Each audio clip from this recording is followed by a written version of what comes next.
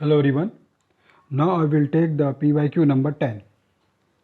The low voltage winding of a 400 by 230 volt single phase 50 Hz transformer is to be connected to a 25 Hz. The supply voltage should be option A 230 volt, option B 460 volt, option C 115 volt, option D 65 volt. इस question को solve करने से पहले मैं आपको बता देता हूं कि ये क्वेश्चन कई बार डिफरेंट एग्जामिनेशंस में, चाहे वो AE हो या JE हो, अलग अलग स्टेट एग्जामिनेशंस में कई बार ये क्वेश्चन आ चुका है। तो ये क्वेश्चन बहुत ही इंपॉर्टेंट है, इसको ध्यान से देखिएगा। The low voltage winding of a 400 volt by 230 volt single phase 50 Hz transformer, जैसे हमको मालूम है, यदि हम देखें यहाँ पर तो ये हो गया हाई वोल्टेज और ये हो गया लो वोल्टेज, राइट। तो यदि हम लोग बात करें यहाँ पर तो जो लो वोल्टेज हमारा है वो कितना है, this is the 230 volt. Single phase 50 hertz transformer is to be connected to a 25 hertz. The supply voltage should be, जैसे मैं आपको समझने के लिए यहाँ पर ड्रॉ करता हूँ टू वाइंडिंग ट्रांसफार्मर, राइट। देखिए यहाँ पर तो ये हो गया हमारा high voltage, the primary side, this is the high voltage 400 volt and this is the low voltage of 230 volt. तो अभी आप देखेंगे यहाँ पर तो बेसिकली ये बोल रहा है कि जब हम सप्लाई दे रहे हैं तो सप्लाई फ्रीक्वेंसी कितनी है, सप्लाई फ्रीक्वेंसी 50 हर्ट्ज है। तो ट्रांसफार्मर तो कांस्टेंट फ्रीक्वेंसी मशीन होता है, तो जो भी ये वोल्टेज ऑकरिंग इसमें होगा, चाहे 400 वोल्ट चाहे 230 वोल्ट, 50 हर्ट्ज पे ही काम कर रहा है।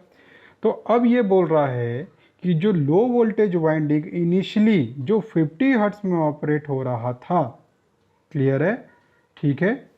नाउ यदि हम उसको कनेक्ट करें 25 हर्ट्ज से, द सप्लाई वोल्टेज शुड भी कितना होना चाहिए, ठीक है। तो सप्लाई वोल्टेज हमें निकालना है, सप्लाई वोल्टेज हमें निकालना होगा यदि हम उसको रिकनेक्ट करते हैं विद द 25 हर्ट्ज।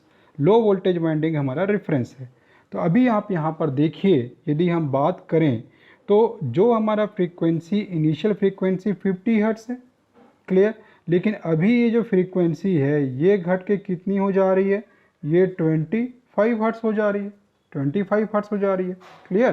तो यदि हम बात करें यहाँ पर तो हम डिफाइन कर सकते हैं maximum value of the flux density will be given as V/F और we can say directly proportional to V/F, clear है। अब चूंकि वोल्टेज जो है हमारा वो तो कांस्टेंट हो रहा है यहाँ पर, लेकिन जो फ्रीक्वेंसी है वो घट जा रही है, और फ्रीक्वेंसी की वैल्यू घटेगी तो फ्लक्स डेंसिटी की वैल्यू इंक्रीज होगी, क्लियर है। तो अब इससे क्या होगा कि जैसे फ्रीक्वेंसी की वैल्यू डिक्रीज होगी तो flux density will be going to increases and this will take transformer into deep saturation which is avoidable. इसलिए हम क्या करेंगे, will take the ratio of V/F and will maintain this ratio in such a way that it will always give a constant value. So transformer में deep saturation को avoid करने के लिए V/F ratio has to constant.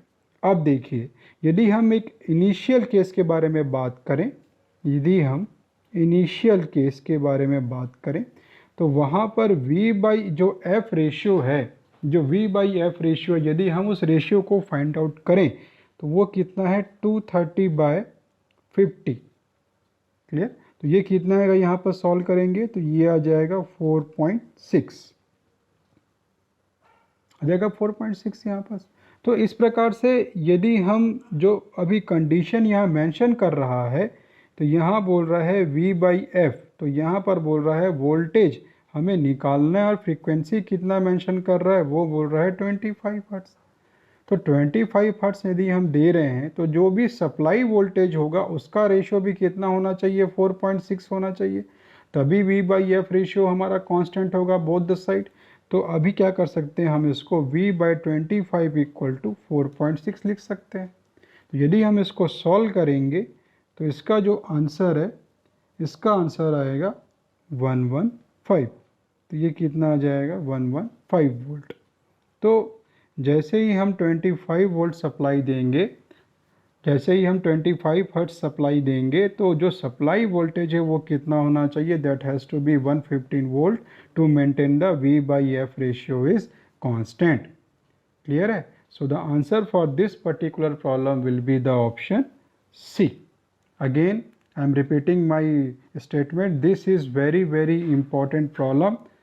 So I hope आपको ये problem clear होगा, और जब भी एग्जामिनेशंस में यदि सभी क्वेश्चंस एग्जामिनेशन में आते हैं तो उसको आप इजी वे में सॉल्व कर लेंगे।